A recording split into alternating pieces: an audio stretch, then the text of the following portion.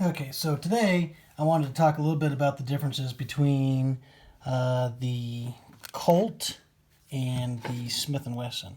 This is a 38 plus P chambered snub nose Smith & Wesson Airlight, and then this is a 1978 Colt Trooper nickel plated. It's actually a very, very beautiful gun, very nice. Very nice. But I'd like to talk a little bit about the differences today. And both guns are empty, as you can see here. But I came across this because I know a guy that when he got out of the military and he got a job as a cop in a small town here in Wyoming, and you had to get your own duty weapon. So he ended up getting this Colt Trooper from the store. Like I said, that was in 1978. And the guy is still in law enforcement today. Over 40 years later, he's still working law enforcement. He's been, he was an MP in the military, then he was a cop or as a detective in a police department here in Wyoming. He's been here for over 40 years now. But this was his duty weapon. And he's, like I said, he's still in law enforcement today, but he's not a detective anymore. He's doing something else. But that's how I came by this. This was his very first duty weapon out of the military. It was this .357 mag Colt Trooper. And this is a beautiful gun. It really is. But I just want to talk really quick about some of the differences between the Colt and the Smith & Wesson. For one thing, when the cylinder is in, they spin in different directions. Smith & Wesson spins that way, and the Colts spin the other way. And to get the cylinder to pop out, the cylinder release button or switch, whatever you want to call it, on the Colt, you have to pull it back like that. And then you can pop the cylinder out. And on the Smith & Wesson, which to me seems a little easier, all you got to do is push the cylinder release button forward, and that pushes on this pin here, which it's spring loaded, so when it goes in, when you slide it back into the firearm, you can see that it's going in up against the firing shield there. This is the firing shield back here, and that pin goes inside this hole there on the firing shield, and that's what keeps it into place when you slide it in. So when you push forward on the cylinder release button, it pushes this pin forward, which makes it so that the cylinder can pop out. On the Colt, part of the firing shield is this cylinder release. On this, you can actually see that the cylinder release is, a good part of the actual firing shield back here. And this is what's spring loaded. This pin here is what goes into this part of the cylinder there. Goes inside that hole, and that's what holds the cylinder in. So minor differences, pull back. You can still do it one-handed if you need to. You can release the cylinder one-handed. On a Smith, to me, it seems to be a little easier because all you got to do is push it forward. And this is a smaller frame. You're talking J frame here, and you're talking more of a K frame here. If it was a Smith, it would be considered a K frame. 4-inch barrel, and of course it's got the ejection rod right here. This does too. Here's another big difference between like a real Colt and one you'll see in the movies. Hollywood always makes it so that when the cylinder is out like this on a gun, whatever it is they're doing on a revolver, when you spin the cylinder, in movies, it always makes a bzzz sound. It makes this sound. But the cylinder has to be shut. It's got to be inside the frame. But in Hollywood, for effect, they always have it make that bzzz sound while it's open. And at one time, I actually thought, because Smith doesn't do that, no guns do that. Ruger doesn't do that. There wasn't a revolver I could find anywhere that did that, that made that sound when the cylinder was popped out. So, I mean, it has to be shut. Like I said, the cylinder goes that way on the Smith, goes the opposite direction on the on the Trooper. But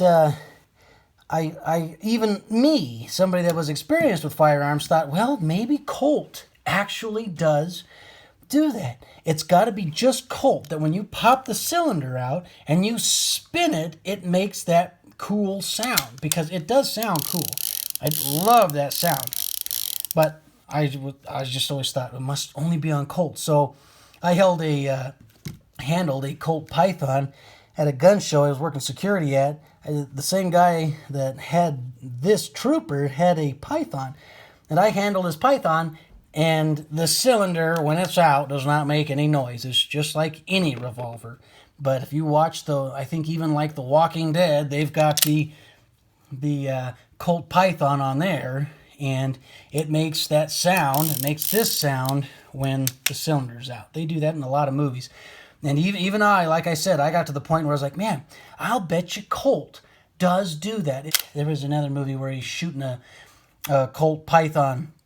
It was a Death Sentence with Kevin Bacon, which I'm not a huge fan of Kevin Bacon, but that movie is actually, it kept my attention, that movie did. But even on that one, he's got that Colt Python, and he pops the cylinder out, and it goes bzzz, makes that cool sound. Now, doesn't happen. Doesn't do it on Colts. Doesn't do it on Smiths, Rugers. Doesn't do it on any of those. It sounds cool. They do it for effect, because I love the sound. I love messing with the gun and turning the cylinder. Some people say, well, you shouldn't do that. That's bad. Anyway, well, lots of things could be bad for your gun, but I don't think that's one of them. So anyway, there you go. The Colt Trooper. This gun is cool because it is nickel. Back in the day, they didn't mess around with stainless steel too much for whatever reason.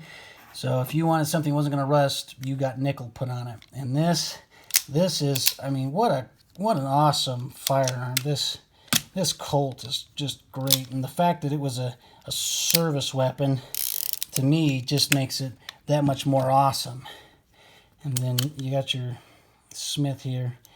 And Smiths, and you shouldn't really pop the cylinder in. When I pop the cylinder in like that, I've got my finger over here catching it, so it takes a little bit of the brunt out of it. But yeah. Some people will pop that cylinder out and they'll slam it back in. No, don't do that. But like I said, when I do it, my fingers are over here waiting for the cylinder. But, so, Smith, Colt, beautiful gun, absolutely awesome. I think this is a fantastic firearm. It's so smooth, the action and stuff on this. Now, something else you're going to see a little bit of a difference on is the Smith. There's not really a whole lot here that doesn't need to be there. Like we got this here, curves, all nice, beautiful gun, smooth, pretty basic still. Smith & Wesson makes a very sexy firearm. This Colt, you'll notice around this area here, it's a little bit more fancy than on the Smith. Like it kind of dips down and then goes back up, and you kind of got this going at an angle here. You got this cool machining going on up here. So Colts are almost always, from what I've seen, more expensive, significantly more expensive than a Smith. But it is a beautiful gun, nice action and stuff. I have to say, I'm not a huge fan of the Colt grips. Never have been. This is a Colt Python grip going on this Trooper right here. This is not the original grip that was on this gun. But to me, I don't like the grip on a Colt. I do love the grip, however, on a Smith. And of course, this is a more modern one. But even on the old Smiths, I still liked their grip better than what you're seeing on like this. I love the modern grip now. It's the best thing. But even on the older Smiths, I still liked their old grips better than the Colt's old grips. But, so, you're talking, if you wanted to buy a 357 mag like this, and that was a Smith & Wesson, that was a K-frame, that would probably be, you're probably looking $700 to $800. You want to buy something like this, that's a Colt. I mean, if you can even find a Colt Trooper, be prepared to spend about $1,200. But Colts are always more expensive for whatever reason. So I would have to say that my favorite, my choice would still be a Smith. For what you're paying on the gun and stuff, you're still getting something that is going to perform great. It's still going to get the job done. It's still going to do what you want it to do. You know what I mean? So, but pretty cool. I love this. I love the fact that this was this officer that I know, it was his first duty weapon. This is what they had back in the day. It was a Colt Trooper. That's what he got. And Smith & Wesson, again, lots of cops have had Smiths. Many cops still have these snub noses as their backup weapon, or whatever you want to say. They'll have it on their ankle. They still use these today. They're still making revolvers for law enforcement today. Very dependable guns. So, love this gun. Think it's absolutely cool. Love the history behind it. Love what it was used for. But, I mean, it's a great gun. But if given the choice between a Colt and a Smith, I would still pick the Smith. Like the grips on them better. I do like them. Like I said, there is nothing wrong with this. But if I had to have one gun for whatever, I mean, the grips on this are not my favorite. Of course, you can get different grips, but even different grips you can get for these, I'm still not a huge fan of. But there you go. The differences between a Colt and Smith & Wesson is the cylinder release you pull back on, and that is actually part of the firing shield. Brings that back, pulls that pin back. That pin there then rests inside this hole right there inside the cylinder. And then when it goes back in to the frame behind the firing shield, it actually has to push that button back. Actually has to push. See, it actually does push part of the firing shield back. It has to push that cylinder release button back that way to go back into place. And on the Smith, it's not quite like that, because push this forward, comes out. This pin here is the only thing that's got to go up against the firing shield there, and that goes back into place. So pretty hard to say which one would be better. They're both a gun. They're both going to get the job done. Beautiful firearms. Beautiful old firearm. They're not making these anymore. They're not making the Pythons anymore.